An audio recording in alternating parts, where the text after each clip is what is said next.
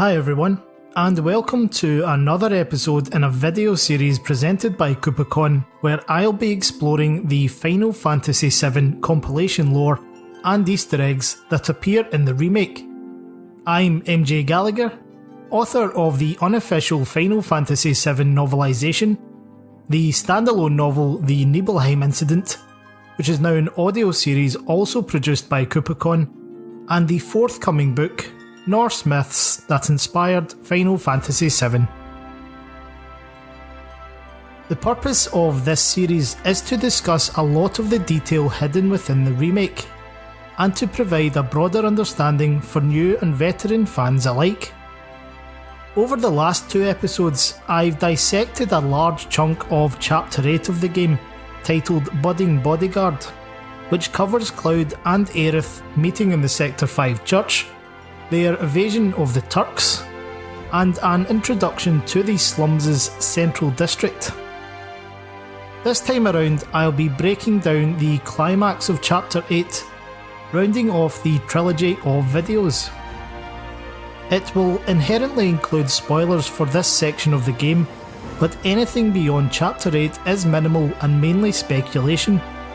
However, as always, if you're not familiar with the original story, there will very likely be heavy spoilers. Agreeing to stay in Sector 5's central district until the next morning, and having delivered baskets of flowers to the Leaf House as promised, Cloud finds Aerith in conversation with an orphan boy named Oates. Oates tells them that many of the kids have been scared by a creepy guy wearing a black robe full of holes. He says the man is always stumbling around town, and locals believe him to be sick. When he mentions that the figure has a number tattooed on his arm, Cloud replies that he knows someone who fits this description.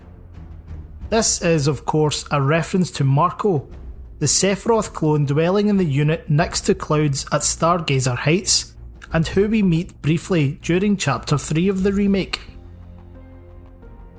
What's interesting here is that Aerith does not appear familiar with the tattooed man, which contradicts the original game, where she and Cloud stop by the pipe dwelling of the infamous "this guy are sick" character. However, she does seem concerned by his description, and there's a very good reason for this, which I'll come back to later in the episode. Volunteering to help Oates and the other children, Cloud and Aerith go in search of two of their friends that ran off to an underdeveloped area of Sector 5 when the robed man appeared. They rescue the missing pair from a handful of monsters, and Cloud shows off some of his superhuman soldier abilities. The kids are absolutely awestruck by him, which is pretty reminiscent of how Marlene, Denzel and others in Advent Children tend to react when he's around. After defeating another Smogger, the children begin asking questions like why Cloud is so strong, and if he fought in the Wutai War. The ex-soldier answers the latter with, "I might have," which on the face of it seems like he's just being dismissive. However, if you think about it, it's a bit more complex than that. In the original game, when the party arrives at Calm, Cloud begins his recount of the Nibelheim incident by saying he and Sephiroth used to be war buddies. However, during Sephiroth's illusion of a burning Nibelheim at the northern crater, he prompts Cloud to remember when he joined Soldier, which the boy obviously can't. Therefore, Cloud replying to the girl here that he might have fought in the war isn't him being dismissive, it's misdirection, because he doesn't truly know the answer. On a different topic, and this is 100% speculation, near to the lagoon where the boy and girl were trapped, there's a giant pipe protruding from the rock, large enough for someone to take shelter in. Size-wise, it's similar to where the guy who are sick is found, and as we'll soon learn, the tattooed man does visit this location. Additionally, the adjacent area is called Spectre Street, which may or may not be a reference to the mysterious spirits that popped up at the start of the chapter. I've been unable to identify any other suitable pipes in and around Central District, the equivalent of where it appears in the old game, so this is as good a guess as any as to where he lives. As they approach the top of the hill, the children's laughter and playful arguments trigger a memory in Cloud's mind. It's a fleeting recollection, but clearly shows a young Tifa being chased by her 3 friends. What's interesting here is that the image is very possibly an allusion to a specific event, an incident which had a monumental impact on the direction of Cloud's life. We know from the character concepts included with the art book of the Remake's Deluxe Edition, not to mention her actual facial features, that the Tifa shown here is a bit younger than the one who shared the promise with Cloud at Nibelheim's water tower. The only time a corresponding version of Tifa appears in the original game is during a flashback when she and Cloud are in the livestream. The scene relates to the day Tifa's mother died, and she climbs Mount Nibel in pursuit of her spirit. Her friends accompany her into the mountains, but only Cloud follows her onto the treacherous rope bridge. Both fall into a ravine, leaving Tifa in a coma, and the villagers blame Cloud. He thereafter loses control and starts getting into fights, eventually deciding to channel his anger and aggression by joining Soldier. Therefore, it could be argued that had it not been for Tifa and the exact incident I've just described, Cloud may never have been set on the path to being recruited by Shinra. If so, the importance of this recollection and its impact on his life cannot be underestimated. Following his mental jolt, Aerith asks Cloud about Tifa, inquiring as to whether or not she's his girlfriend.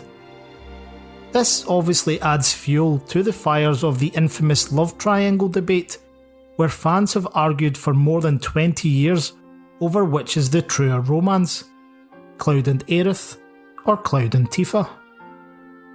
The dialogue here is actually lifted directly from the old game, but it occurs at Aerith's house, in a short scene before Elmira suggests they make the journey to Sector 7 the next morning. As with many of the remake's amended lines, however, Cloud's response is fairly ambiguous. This is because in the original, as part of the Gold Saucer dating mechanics, the player can give a definitive yes or no answer as to whether they consider Tifa a girlfriend. Back at the children's secret hideout, the black-robed man makes another appearance. As the kids flee from him, he collapses to the ground, and Cloud warns Aerith to be cautious when she inspects him. It is immediately apparent this man is not Marco from Stargazer Heights, but he is wearing the same style of cloak, and has the number 2 tattooed on his arm, in exactly the same place Marco had 49. I'll come back to this point in a minute though. The figure suddenly grabs Cloud by the wrist, and just as in Chapter 3, an illusion is created whereby he becomes Sephiroth. He goes on to make reference to the reunion, a callback to Cloud's vision of the clones at the Northern Crater. In the 3rd episode of this series, I explained what the Sephiroth clones are, and how the Genova cells in their bodies activate the reunion drive. Again, the hallucination-inducing Genova cells inside Cloud are why he can see Sephiroth here. When the tattooed figure wanders off, the player is shown Cloud's hand spasming with pain or panic, eased only when Aerith takes hold of it. This reflects a scene in Advent Children where Cloud finds Tifa unconscious at the Sector 5 church, and is unexpectedly overcome by a crippling geostigma convulsion. Traumatizing images of Sephiroth flash through his mind and are similarly eased by a drop of healing water, a symbol of Aerith in the film. We catch a glimpse of the white symbol on the clone's robes as he leaves, closely matching the one on Marco's back. I have a theory of what this is, but I'll come back to it later in the series. Cloud goes on to ask Aerith if she knows who Sephiroth is, which is a slight deviation from the original, because they don't ever discuss him prior to escaping Midgar. She replies that he was a war hero who died in an accident 5 years ago, but Cloud says he has a feeling he's still alive. This may be the reunion driving him, his trauma, or his related hallucinations. Either way, Aerith's jarring pause and comment of, "Oh, right," is another strong indicator that she may somehow have knowledge she shouldn't. In other words, why would it be so surprising to the Flower Girl that Cloud is speculating on Sephiroth's status? I touched on this in the first part of my Chapter 8 trilogy, but I won't say anything more here because I'm going to delve into it a little bit more in the next episode. If you approach the boy with the sunglasses at this time, he remarks that the hooded man used to be a soldier and came back because he got sick. Now, you could be forgiven here for assuming he means the man came back from war, because A, we know Sephiroth clones are people who have been exposed to Genova cells and have a degree of Mako poisoning. B, soldiers obtain their superhuman abilities from a cocktail of Genova cells and Mako baths. C, countless soldiers fought in the Wutai War. And D, President Shinra revealed at the end of Chapter 7 that the most common cause of soldier deaths is accelerated cellular degradation. This is why I conjectured in episode 4 of this series that Marco may also be among the handful of named soldiers to appear in the compilation. However, the truth of who the clones in Midgar are is something quite separate. The answer can be found in scenario writer Kazushige Nojima's short story that was published in the Final Fantasy VII Remake's World Preview book. As I mentioned briefly in the previous episode, President Shinra arranged for a specialised team of volunteers to be put together approximately 15 years ago, with its members being sent to locate remote areas of the planet that were believed to be rich in Mako. Some of the unit never returned, but most of those who did were afflicted by serious Mako poisoning. They were thereafter treated at Hojo's laboratory in Shinra headquarters, which is presumably when they were infused with Genova cells. So here's where it gets pretty weird. This short story reflects on how one of the individuals, a female trooper called Liliza, broke out of the lab and attacked Aerith, who was only a young child at the time. Liliza was wearing black robes when this occurred and had a tattoo of the number 24 on her ankle. Aerith was terrified by the incident, so it's strange that she doesn't react to the figure in the secret hideout. It does, however, provide a little bit of retrospective context for her interest in the man in the pipe during the old game, who himself had the tattoo number 2. On a side note, it's also worth highlighting that the tattoos shown in the remake are numerical digits, rather than being in the format of Roman numerals, such as Red 13's is. This is a minor retcon from the original game, as while the clones' tattoos were never visible, Red 13 gets upset when the player stays overnight at the Gold Saucer's Ghost Hotel, because he's worried that he's going to go mad, just like Professor Hojo's other tattooed experiments. Speaking of the Gold Saucer, there is some jukebox music playing in the hideout, which is, as veteran fans no doubt recognised, the theme music of the giant amusement park. It accompanies a young boy dressed as a Moogle, who introduces himself as Moggy, owner of a travelling stall, the Moogle Emporium. Aerith asks Cloud if he is familiar with the fairy tale Mog the Moogle, and summarises a story about a creature who wanted to bring happiness to the forest. Unlike its predecessors, Moogles didn't play a significant role in the old Final Fantasy VII, but we did encounter Mog in the game. I'm sure you'll all remember that he lives deep in Mog Forest, situated on Mount Mog, and needs to learn to fly so he can attract a mate. I am of course talking about Mog's House, an arcade game that can be played at the Gold Saucer's Wonder Square, hence the connection to the music. Throughout the remake, the player will find numerous key items called Moogle medals, and I made reference to these way back in my first episode. It's finally revealed here that Moggy will trade valuable wares for these medals, but only if you purchase a membership first.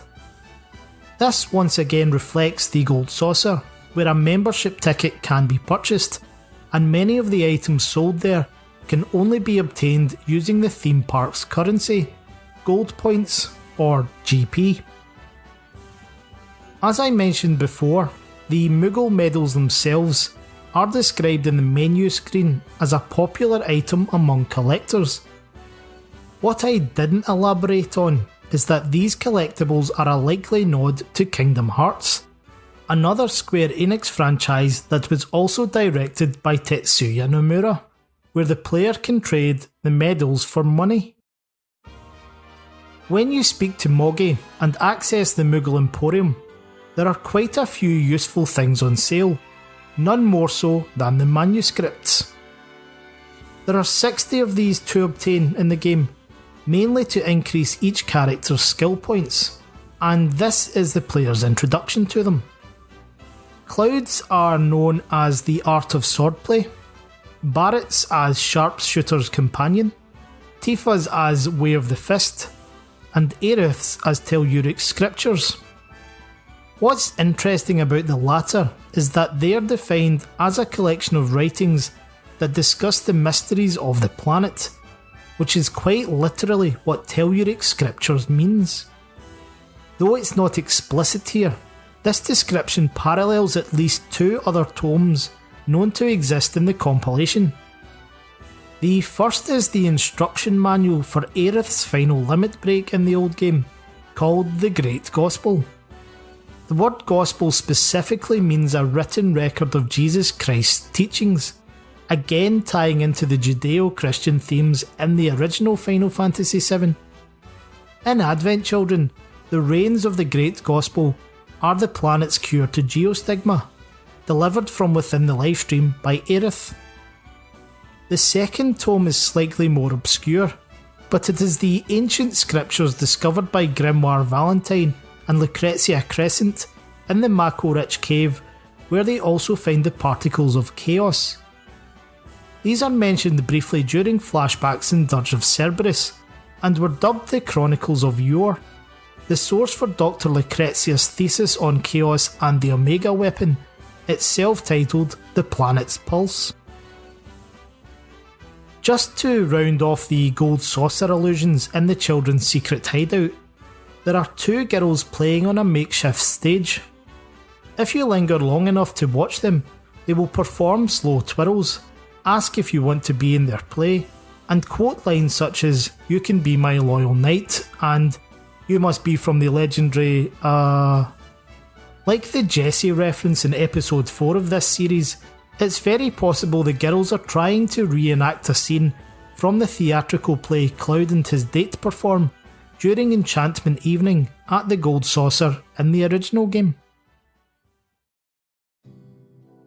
As in Chapter 3, Cloud can take on some odd jobs around Sector 5.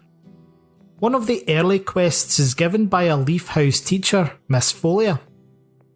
She asks Cloud and Aerith to round up some of her students, because she has important plans that night and wishes to begin the lesson as soon as possible. Exactly what those plans are, we'll find out later. Anyway, she tells the duo that they can easily identify her pupils because they carry homemade swords on their backs. The weapons in question turn out to be small wooden versions of the Buster Sword. As much as Cloud is a new hero for the children, there's no way they would have been able to make these in the time he has been in Sector 5. Therefore, the kids already had their blades, which means they are based on someone else. The boy by the gateway gives us the biggest clue, because he claims to think soldiers are awesome. Joining the dots, we can probably speculate that the toy swords are styled on a weapon and soldier that Aerith, herself a volunteer at the Leaf House, previously knew. Thus, what we see here is an indirect homage to Zack. Once the kids have been returned to Miss Folia, another of their friends runs up to inform them that the Toad King has been sighted near their hideout again.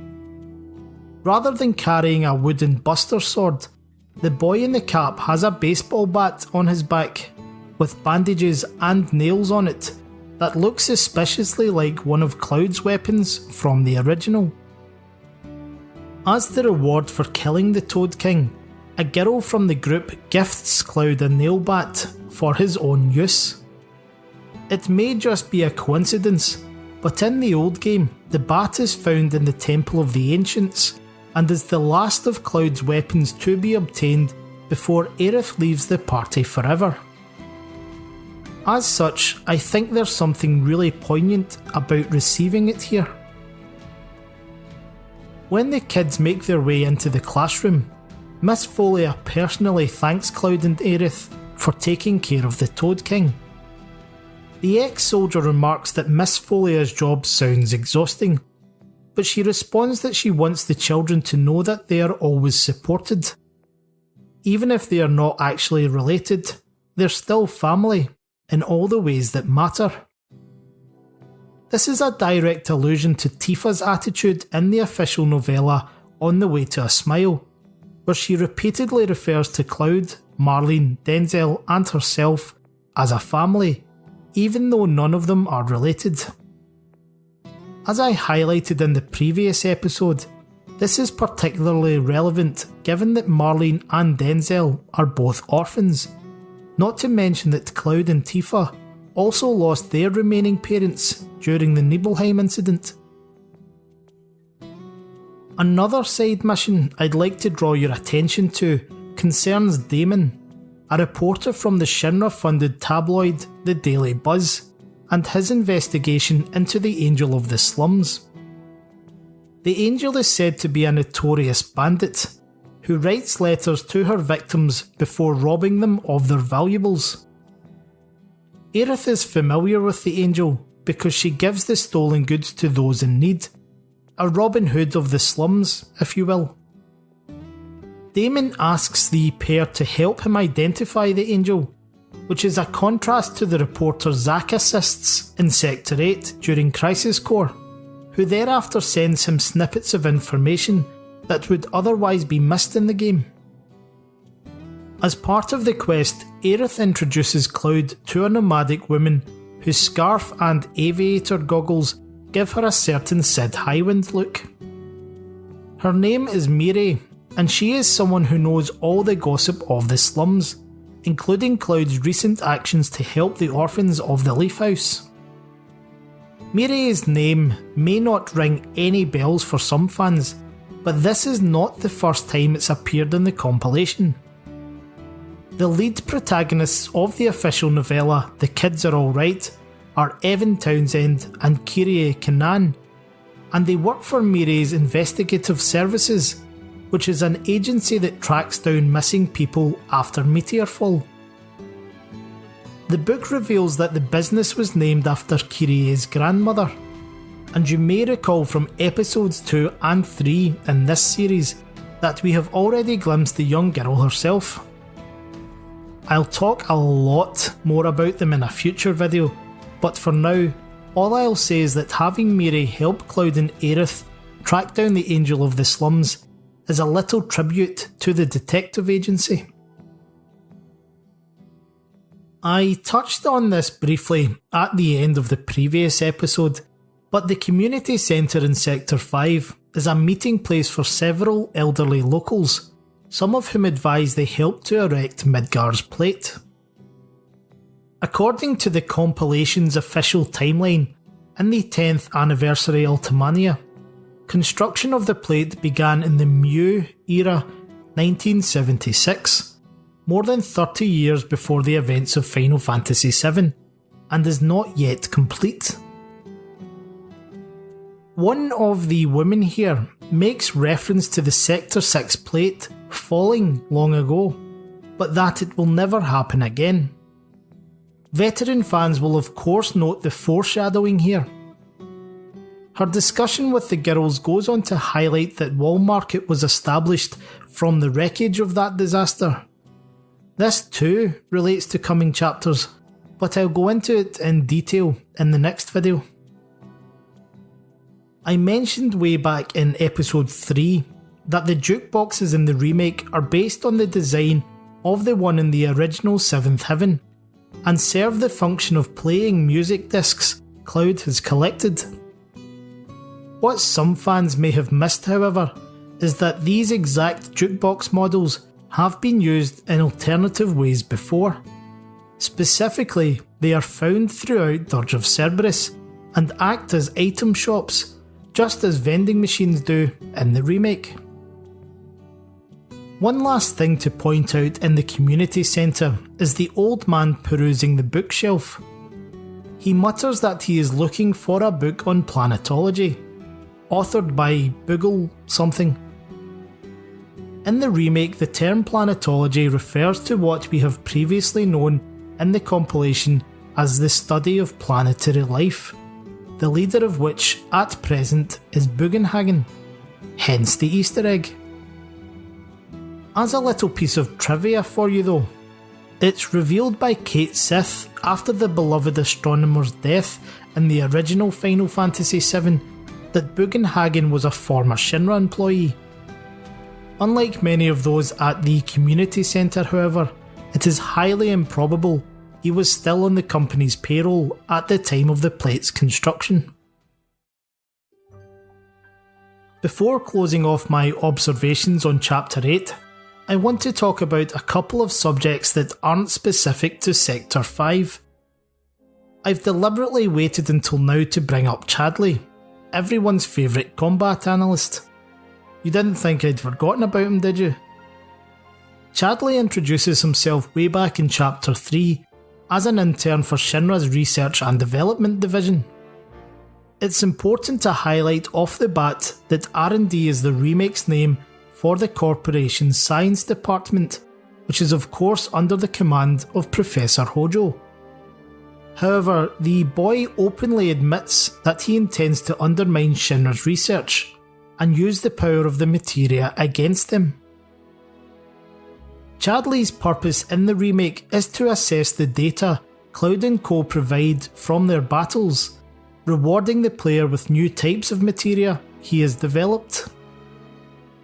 Synthetic materia production is nothing new to the compilation, as the fusion process in Crisis Core granted players the opportunity to create new orbs with various strengths and characteristics. It's also stated in that game that most of the planet's materia has been manufactured in Shinra laboratories.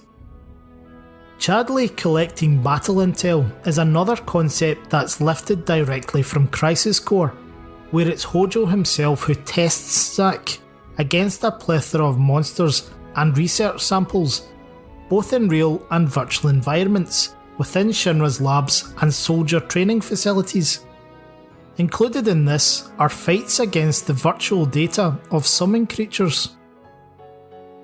When you interact with Chadley again in Sector 5, he proposes that he has found a way to develop summon materia artificially, something previously thought only to be possible in nature.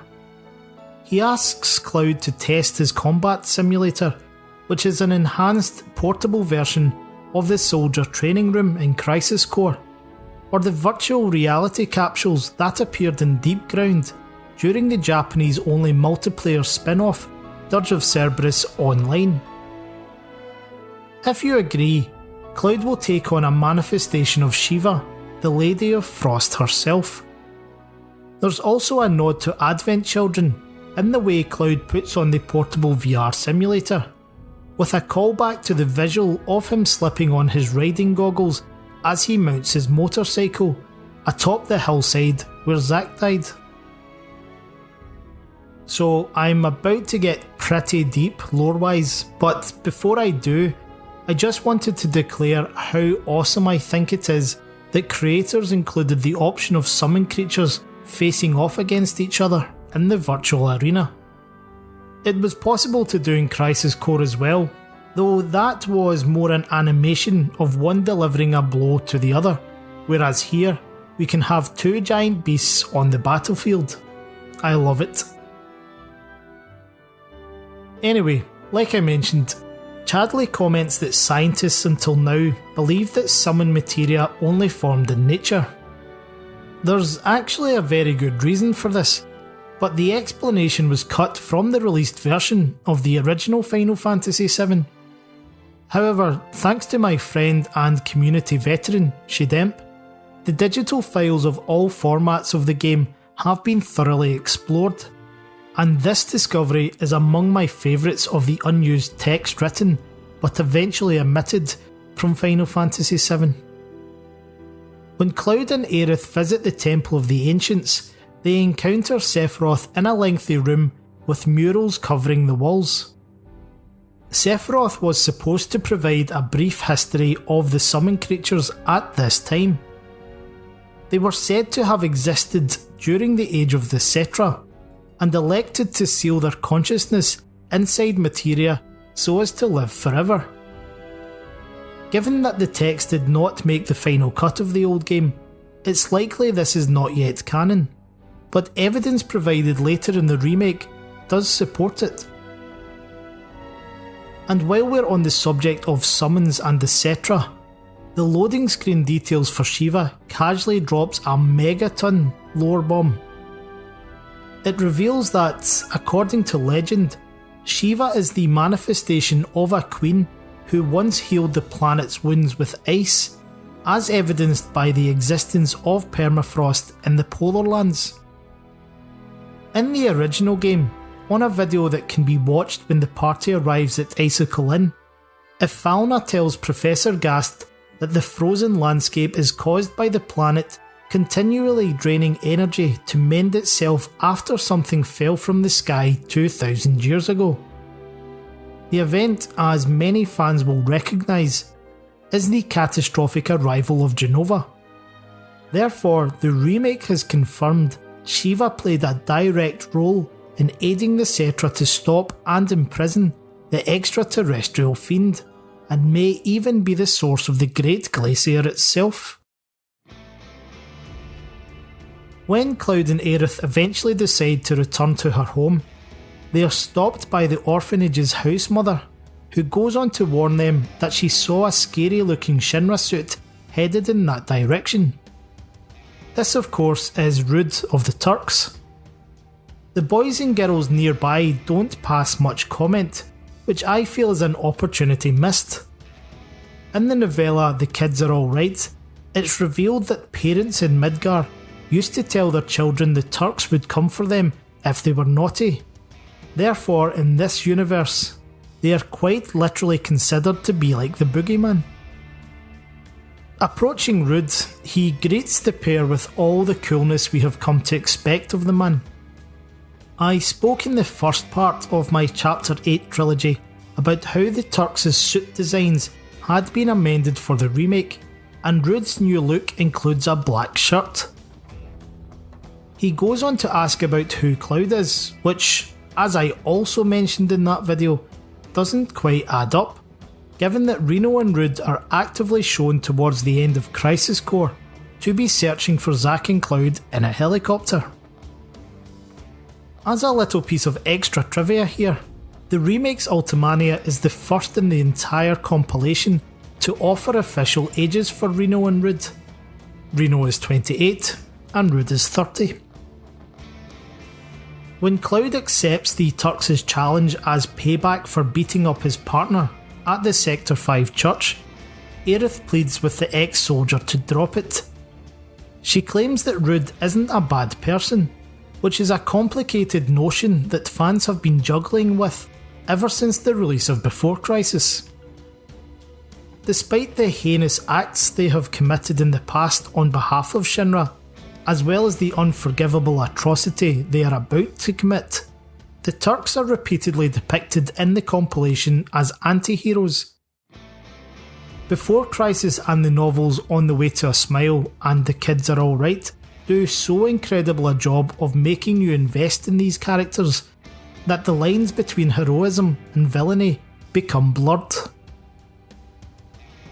Despite his occupation, Rude in particular is often shown to have a softer side.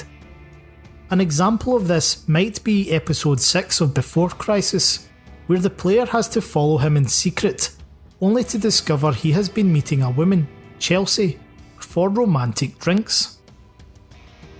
During the chapter, he also buys a bunch of roses from a young flower girl on the Sector 8 upper city, which is insinuated to be Aerith herself. But this contradicts Crisis Core, as according to that game, she did not have the confidence to sell flowers on the plate until several years later.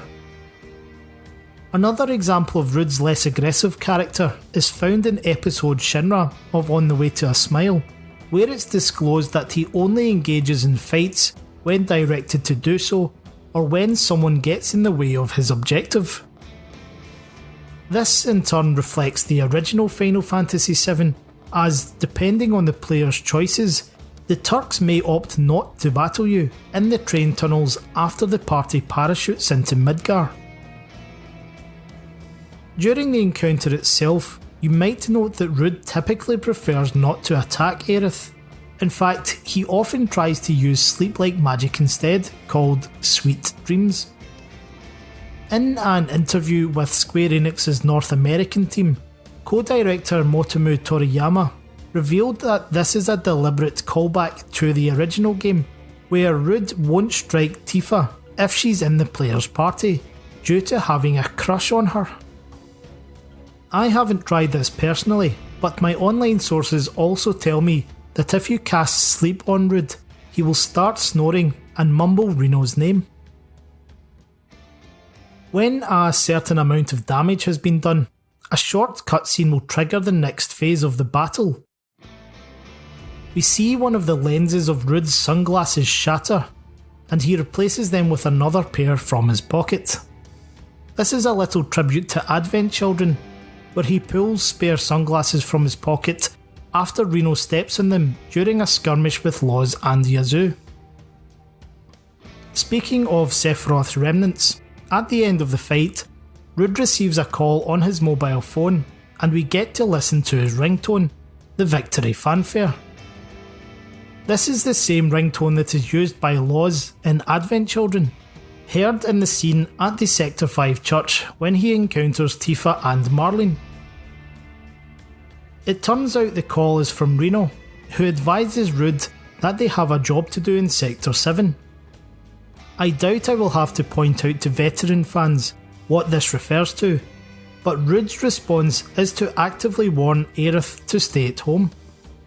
She rebuffs the idea as Shinra trying to control her movements, not realising as we do that there's a very real risk to her safety if she ventures anywhere near Sector 7. This is yet another example of the Turks behaving like pseudo-protectors of Aerith, and following strict orders not to take her away against her will. Like with Tifa in Chapter 3, if the player completes all the optional side quests during Chapter 8, they can unlock a special scene at Aerith's flower garden. It's a touching little sequence that helps deepen her bond with Cloud, but it's also loaded with subtext, foreshadowing, and compilation lore. To get us started, while the conversation plays out, you can see a purple sphere of independent materia in the background. This is an orb of MP Up, nestled in exactly the same spot as the cover materia did in the original. Next, when the ex-soldier asks what the flowers are telling Aerith, she comments that they have something important to share, but that a final step must be taken before she will be able to truly hear the message. This may be an allusion to one of three things. The first possibility is a callback to the old Final Fantasy VII, when the party is imprisoned at Shinra headquarters. Aerith admits to her friends then that she is an ancient and can hear the voice of the planet, but that it's difficult to discern what it's saying amid the white noise of Midgar. She hopes to leave the city one day and openly converse with the planet, so perhaps the final step relates to abandoning her childhood home. The second possibility is significantly more morbid in that, over the course of the original game, Aerith becomes more and more proficient in communicating with the planet. So proficient, in fact, that her prayers are powerful enough to activate Holy. As told through the debatably canon novella by Benny Matsuyama, loosely translated as The Maiden Who Travels the Planet, and again in the livestream Wait mini-chapters of On the Way to a Smile, Aerith's certain gifts allow her to best commune with all spirit energy, both individually and collectively, once she has returned to the planet. As such, it could be suggested that the final step is her death at the Forgotten Capital. The third possibility of what the line is foreshadowing, and the most probable given the context of the remake, relates to the climax of this game. I don't wish to spoil anything here, but I will say that the act of taking a decisive step to engage a larger truth does play a pivotal role in how the remake ends. And finally, later in the optional scene, Aerith remarks that she has put a lot of effort into their day, because today is special. Cloud asks what's so special about it, which, once again, surprises her. The insinuation here is that, through Cloud, she is fondly remembering her time with Zack. However, I think there's more to it. The sequence itself is titled The Language of Flowers, which, on the surface, suggests it relates to Aerith communicating with them. But what if that's a misdirection? What if, say, a more appropriate interpretation, maybe the message of flowers or the symbolism of flowers? I discussed in the last episode how the remake's creators have allocated deeper meanings to flowers in the game. As we learned during Cloud and Aerith's first interaction back in Chapter 2, the yellow flowers represent lovers being reunited, and her insistence on presenting one as a gift to the ex-soldier is an allusion to their relationship in the original Final Fantasy VII. In other words, the remake has reunited the pair. Expanding on this concept, if a single flower was used to symbolise their brief encounter in Chapter 2, what better a way to symbolise them spending an entire day together than having them stand in a whole bed of yellow flowers during this scene? As I've touched on in earlier videos, there are several signs that Aerith is aware on some level of the events of Final Fantasy VII, so when she says that today is special, I think it's because she feels properly reunited with Cloud. Well folks, this has been part 3 of my recap of the compilation lore and Easter eggs from Chapter 8 in the Final Fantasy VII Remake. I hope you've enjoyed it, and please be sure to leave a comment with any feedback or something you think I've missed. If you haven't already done so, I invite you to check out my own Patreon account, where you'll find free downloads of my unofficial novelisation of Final Fantasy VII, the Nibelheim incident, and much more. Subscribers also get access to a huge amount of original content as well, including project artwork, behind the scenes podcasts, mythology articles, etc. And be sure to look out for my new book, Norse Myths That Inspired Final Fantasy VII, which releases on October 13th. But until next time, take care. I'm MJ Gallagher, in association with KupoCon, and I'll speak to you again soon.